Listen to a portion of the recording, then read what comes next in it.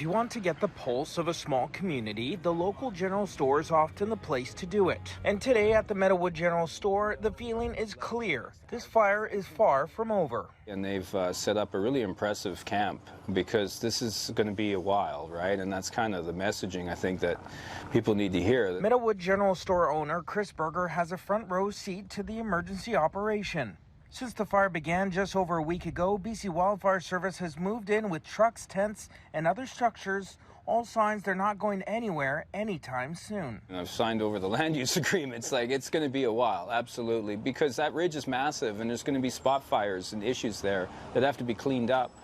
And that's assuming that it, at some point even gets held completely. Many who live in the area say they're living in limbo like this evacuee, unable to go home since last Friday. Yeah, it's kind of sad that, you have to be evacuated from your home when you're so used to it. They're not sure like how long we're going to be out for. Hopefully not long, but it's better to be gone than come home and then they evacuate you again because the hot spots and that. But there was some good news Wednesday for approximately a third of the people forced to evacuate. They were allowed to return home yesterday. 294 homes, though, are still under evacuation order. In a situation like this, I think people need to be calm, cool, and collective. Nathaniel hasn't been evacuated yet, but he is close to the evacuation order zone. Real close. When we say you're on the edge, like how close is that for you to be evacuated?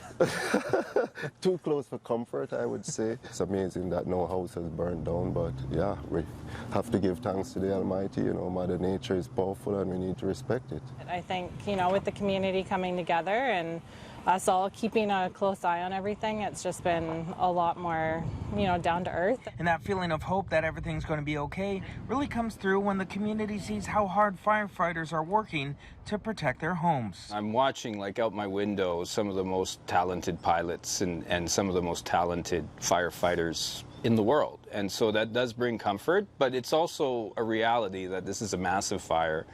And they're not miracle workers, but they're tackling it hard. Helicopters equipped with night vision technology will be back in the air tonight as crews work around the clock with hopes the end will soon be in sight.